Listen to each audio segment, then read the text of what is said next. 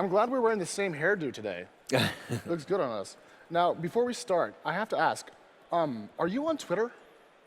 I tried to follow you on Twitter. No, I'm not on Twitter. I think you're the last CEO in technology that's not on Twitter. I mean, Jack's on Twitter, he runs 2 companies. Yeah, the problem is it almost seems like I'm trying to make a point, which I'm not. I'm just not on Twitter. Why don't you just join and not tweet? That's totally fine. Yeah, I could consider that. Well, get your staff to get on that.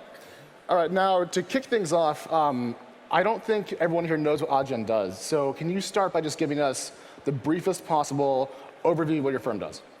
Well, probably all of you have used Adyen without knowing it, because if you're paying on one of the large companies like Netflix, Uber, Spotify, then Adyen handles the transaction. And the reason why they chose to do that through Adyen is that we connect the merchant to the net to Visa, MasterCard, or alternative payment methods in the most effective way. So more people can pay, it's easier, and we cut out the banks, and those large companies can actually measure how well we do that, and that's what they like us for. Okay, now you were founded in 2006 in Amsterdam, which I've noticed is not Silicon Valley. And so I'm kind of curious, did you find it advantageous or to your advantage to found your company in the Netherlands as opposed to a more traditional startup location? We started Adyen in the Netherlands because we already had a payments company before.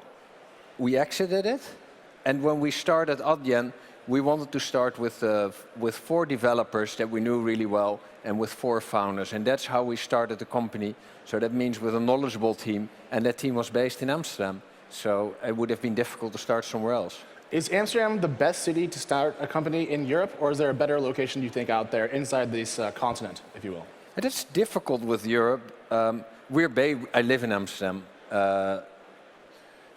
but Europe doesn't have like the US.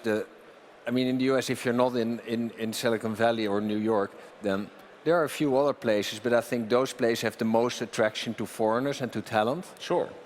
We don't have that in Europe, because if you look where the unicorns in Europe came from, there's a list of cities, including Paris, Amsterdam, London, Stockholm. Now you're just naming cities. But they all have unicorns. True, true. Now, when I was assigned this interview, I didn't actually know much about your firm, and as we said, it's not that widely well known. Is that kind of a plan you guys have had to stay quiet and in the background, or is that just something that's happened as a course of just how the business has run so far? It just happened. It's not.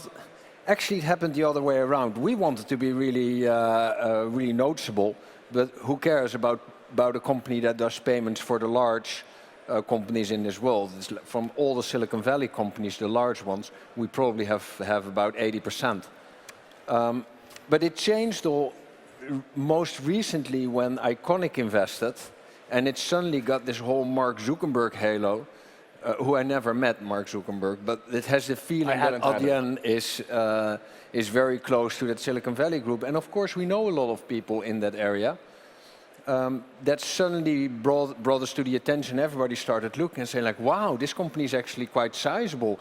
They process 40 billion for their customers. That makes sense. And so suddenly it seemed that we came out of nowhere. It did seem that way. Now, you have 12 offices in 11 different countries. Yep. And that's like Sao Paulo, Paris, Shanghai. So you're really a global company. And you've gone through a period of what I would call hypergrowth. You're the CEO. So how do you maintain a contiguous corporate culture when you're expanding that fast and in that many diverse locations? That's funny. We maintain the same culture, which is not a corporate culture, but it's the same across offices. And that is not easy. So we have a program where we send people where we invite people, if they want to work for other offices. And then usually we ask people who we'd hate to see going, if you really need them, those are probably the best candidates to move to another office. So that's what we do. So we have someone recently moving to Singapore. We had someone moving to San Francisco.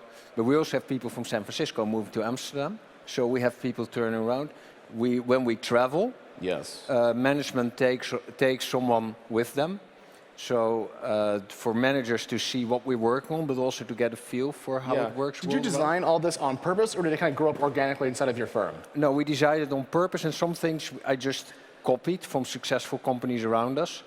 the whole booking academy, which Booking.com has. We took some elements out of that because it's successful and it works and it has been figured out before. Would you call that strategy of moving people around at their own will like a core part of your corporate culture?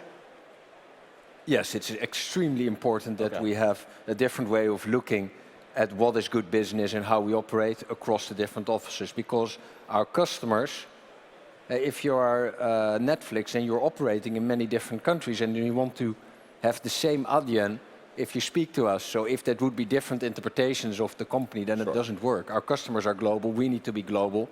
Our customers are one and we need to be a single company. All right, let's talk about profits, which is a very rare word on the stage usually. In September of this year, you told TechCrunch that Adyen was profitable since 2011. Yeah. Is that correct? Okay. And you said you're going to make around $45 million in profit in 2015, correct? That's correct. Are you going to make that mark? We're going to make that mark, yes. Are you going to exceed it? Are you going to do more than 45 million or just 45? No, it will be about 45. Okay. And then what do you expect in 2016? Oh, that's a forward-looking statement, but we're not public. Roughly everything doubles in our company per year. So about 90 to 100 million dollars in profit next year. That's where we should get to, yeah. So I talk to a lot of entrepreneurs, and they're growing very quickly, as you are. They tend to be losing a lot of money through burn and investment and so forth, but not you guys. So I'm curious, was there a moment when you decided to grow a little more slowly, to have a higher focus on profits, or have you managed to do both to your own satisfaction? We have quite a knowledge-intensive product, and we felt that it's hard to do more than double per year in number of employees. So we actually took a slower line, for which we have been criticized. That people said, "Oh, you can raise so much money. Why don't you do much wilder things?" But we felt that if you want to work on a real quality product and really help your merchants, you have to make sure that you have knowledgeable people working for you. So, and as a result of that, the customer base grew really quickly. Yes. And as a result of that, we became profitable. And being profitable is actually quite nice because it doesn't... Is it nice? Is that a good thing? Profits are good. I have been laughed at for being profitable because it seemed that you ran out of ideas to spend money. But in the recent 3 months, suddenly that all changed. And now people said, "Oh, it's so brilliant that you're profitable." That sort of flipped overnight to my feeling. For us, it was a result of the strategy that we chose, of how we grow. In our former company, because we had a payments company before, I knew the day that you became profitable, you have so much more choice. You don't need to go public. You go public if you want to. You don't need to find an investor. Take an investor if you think you find a great one. So that's actually a really good point, because you became profitable in 2011, and that was the same year you raised your Series A, which was $16 million. Yeah, we raised 60 million. That's a correct number. Yeah, and then it was a small, modest sum of money. 16 million in this day and age is not that much, but then you followed that up with a $250 million Series B, which is not really a Series B. It's more like an IPO. It was a huge sum of money. So why did you go from 16 to 250? Yeah, the one thing you talk about Series A and B, and usually that is associated with different rights. So, firstly, to answer that part of your question is, we just do common shares. Just common stock for everybody? Common stock for everybody, no special rights. So no liquidation preference, ratchets, all that we don't do. It works for us because I prefer to have shareholders all aligned. So either it works for all of us or it works for none of us. So it makes everything more efficient in shareholder meetings. We do not have a non-executive board. So the shareholders meeting currently functions as the board. And in that way, we have a very elegant and very effective way of running the company. So you could say it comes at a certain price, because of course, if we would have given stock. Yeah, with preferred stock, you could probably have raised at a higher level. And now we got to 2 billion in the last round, which I still find a significant amount. True. But you could make that higher if you wanted to be high on the leaderboard. That doesn't matter, actually, turns out. But going back to the 250 million, it's a huge amount of money, and you're already profitable. You have money in the bank. Yeah. So why did you raise that quantity of cash? It's an ocean of money. If you're processing as much as we do, and if you have the customer base that we do, and the growth, you don't want that there's any question about your about the stability of the company. And although having 10 or 16 million on the bank sounds like a lot, if you're processing huge volumes, then all the companies that chose you want to know that also on a rainy day you have enough stability to live through an event. So that was mostly cushion money as opposed to money for investment. Yeah, but it speeds us up, because now if someone asks, oh, can I see your annual accounts for 2014, and you send them, it's a tick in the box. It's not like, yeah, it's only 15 million, but we're growing really quickly and we could raise more and we're very stable. No, this is, and of course, it also gives us room to invest a little bit more of the profit that we have. So we probably won't double exactly the profit next year, because we're opening up offices and we're heavily investing. Now, going back to the point on culture, you probably ran pretty lean up until that point, and then all of a sudden you had access to a pile of money. Did that really impact your culture or operations in any way? No, we use it to speed things up, and it helps us landing customers, but it didn't change the organization in terms of culture. Okay, now following that round, you went out and raised more. This is the iconic round you mentioned now several times. That put you at 2.3 billion. You didn't share the amount of money in that round. No. Why not? We had done our round in November, and we also were chatting with Iconic at the time, and we really rated them, they rated us. And I thought it would be so cool to have them next to GA, Temasek. Also, if you look where we have index, so you have UK, you have New York, you have Singapore, and it would also be good to have an investor from Silicon Valley. So we really wanted to have them on board, and they really wanted to join, but somehow didn't work out. So when they could join... Which investor was that? That was Iconic, where it didn't work out okay. at the time. So we did the round without them. And then later they said, well, we always kept talking, and then it came together earlier, just before the summer, I think it was this year. And then you get another negotiation because we had enough money.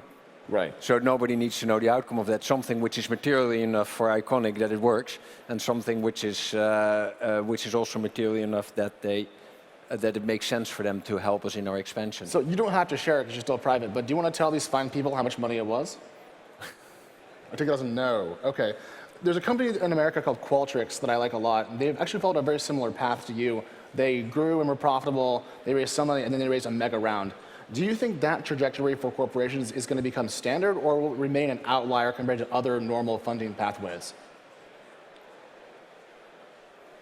For us, it was a very logical path, because we were doing well as we were going. We didn't need the money, and to do such a large round means that we could focus on execution and focus on making a better product. And then when we are distracted, at least we are distracted for only a short window, and you don't have to go to repetitive rounds. So in our situation, so where you're profitable, where you are on the, we are not on the demanding side, we had something to offer. We thought like, okay, if we do a round now, then we probably can do a significant round with an acceptable dilute, then it all makes sense. Do you plan to raise another round before you go public? Going public is an option. Many of our merchants are public, but definitely we also have SME merchants. But the majority of them are large merchants. And going public is a scenario. Staying private longer is a scenario. If you did go public, would you go public in the US or go public in Europe?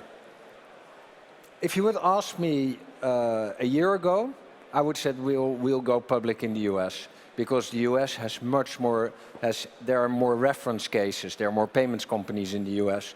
So why go public in the market here in Europe where there are, what is the benchmark? Now recently you have seen WorldPay going public in the UK. So we would need to think about that. But as we're not going IPO, we have all the time to do that. But it's good for Europe because it makes it a more logical consideration to also look at going public in Europe. Okay. Now, actually, if we go public. Well, we can stay. Many companies that go public have to because they're loss-making. We don't need to do Box, anything. for example, needed capital. They had to go public. Yeah. Square needed to go public. Square did need to go public. Yes. Now, going back to Europe, there's been some news recently that's kind of caught my eye. Google Ventures is folding its European fund into a global fund, and a number of tech IPOs that were either planned or discussed, like Deezer, have been called off, at least for now. And so I'm curious, given how plugged in you are to the scene, are we seeing a dramatic shift in sentiment in the European market? Is it a downturn? Is it a correction? What's going on? It has been changing. There is a change in atmosphere, to my opinion. But for Adyen as a company, it's not that noticeable. But what I see is that some companies around us in the ecosystem find it harder to get funded. And it's actually, although I love all the positive which has been there, I mean, positive is better than not positive, right? The excessive amounts which went into companies which were never going to make it, they disturbed the environment for successful companies around them. Wait, unpack that. How did it disturb the environment for successful companies? Because you're facing a competitor who puts a huge amount into marketing and who eventually sign up a number of merchants who will increase the competition for talent. And it will never get paid for. It's money lost. So you're paying for a great developer, and somebody else is also hunting for that developer, but you're paying for it with a sensible business model, and somebody else is just spending, see if they can get to enough market size to then maybe have a path to profitability. So dumb money went to dumb entrepreneurs who spent it on dumb things and took all the good talent away, and good companies with good money couldn't hire as much because they had already been hired by the dumb companies. Yeah, so the dumb... That's like San Francisco in a nutshell.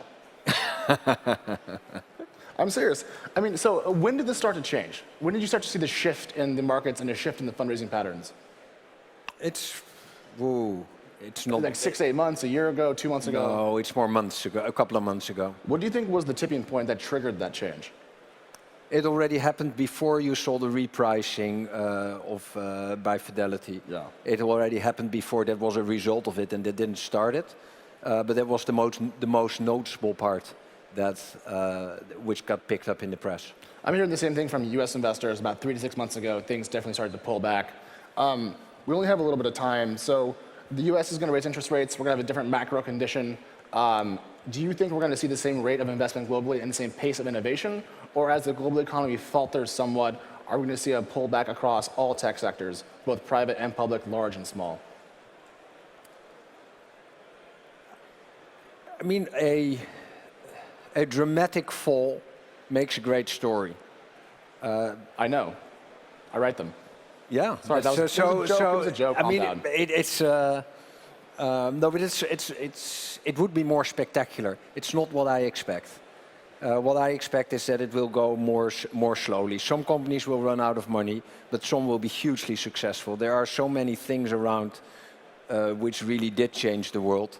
Everybody used Uber as the example so much that it's not, you hardly can use it, but it is true that I'll take an Uber back to the airport later. Yeah. And I'll never go back to the way that was in the past. So there are new business models which will always work independent of the of whether we are not in more hyped or a very extremely positive environment or whether it gets more moderate.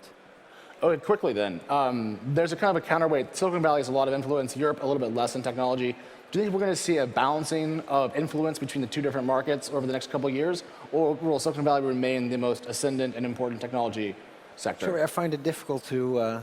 Oh, sorry. Do you think that Europe will become more preeminent in technology globally, or do you think Silicon Valley will retain its current leadership? Well, Europe didn't have what the US had, and that the US had people from Google, people from PayPal that made a lot of money and all started new ventures. And what we have is now the first companies which are hugely successful, and of those companies, new entrepreneurs will spin out and will start new things. So yes, I do think that in the future Europe will play a larger role. But we missed that phase when PayPal and Google became so successful, and where you have all those talented people with money that spun off and were ready to do new things. All right, last question. Did you buy stock in Square at its IPO?